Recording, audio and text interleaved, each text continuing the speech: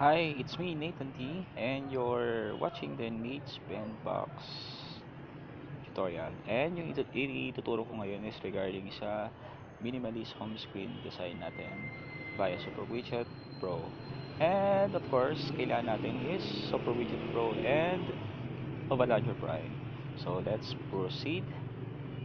Zoom in lang natin. Choose widgets. Then hanapin natin si Super Widget. Marami pero piliin lang natin is one by one. And then, hanap tayo ng magandang pwesto. Gaya dyan. And then, hold on, resize. Usually, sa akin kasi, ginagawa ko, isahan na lang para mas okay. So, cover natin lahat. Then, pinch. Pwede mag-start tayo sa empty, built-in, or SD card na nakasave na sa ating device. So, meron ako nang gawang template kanina. So, SD card. And then, hanapin ko lang yung nagawa ko na. So, this one. Choose lang. And boom. There you go. Bale, yan na yung finished product natin. So, paano ko ginawa ito? Well, tap in para makita natin yung laman. So, this is sa super widget na. So, click on layout. And then, ayan. Makikita natin yung mga ginamit ko na module.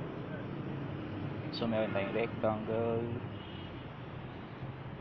part, background na ano.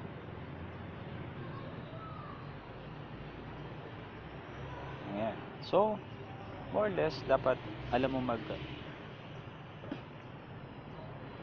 magkalikot. So, as in, gaya ng sinabi ko nun, napaka habang. Yan.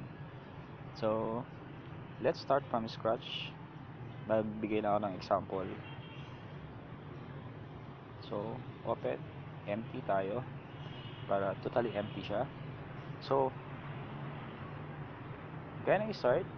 Yan, nakita nyo din. Click on the plus sign sa taas. And then, nandiyan yung mga module natin. Text, rich text, rectangle, series, scalable icon set, bitmap icon set, progress bar, and the bitmap. So, let's do the signature. Pwede mong gamitin either text or rich text. So, kung magpo-format ka, if magpo-format ka gamit ng BB code, use rich text, or kung hindi naman, text, okay lang. Okay, so text, module name para madaling hanapin, signature, and then normally nasa center siya, x offset 0, y offset 0. Yung module on top, kapag nasa home screen ka na, kung saan siya pupunta pag tinap mo siya. Okay, so text content, pwede ka mamili, time, date, battery, calendar, astronomy, locality, network, system, weather. Pero dito yung signature natin. So, edit text manually, then punta ka lang doon, palitan mo, lagay mo yung signature,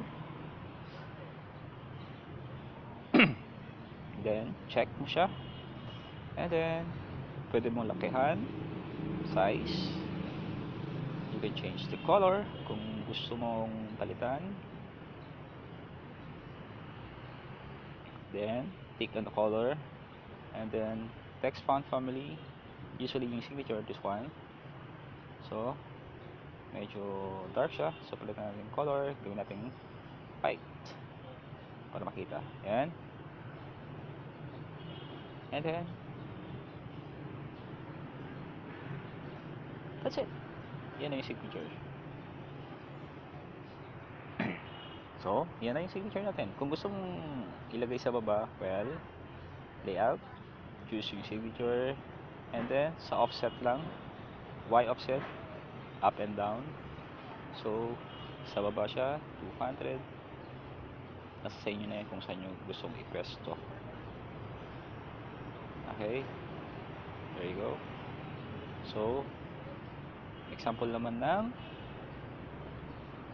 bitmap, yung mga icons. So choose bitmap, and then bitmap, pick bitmap from your device gallery. So, ayan, and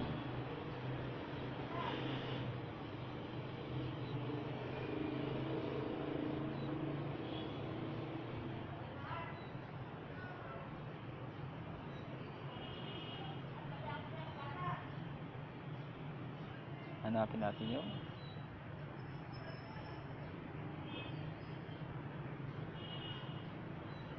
Subo.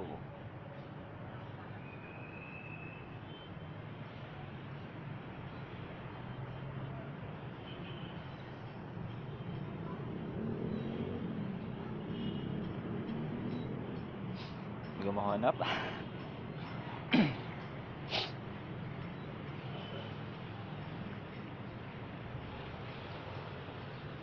Ayan, Subo V3. Then, Facebook.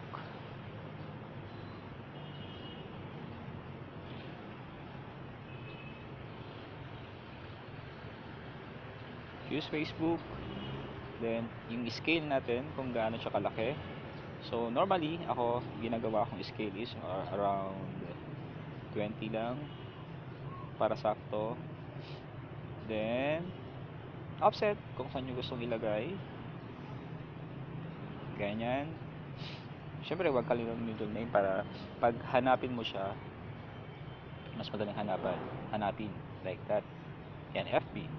So, click mo lang, and then, syempre, pag tinap mo siya, pupunta siya sa Facebook app. So, mobile and tap. Wait lang natin mag-load.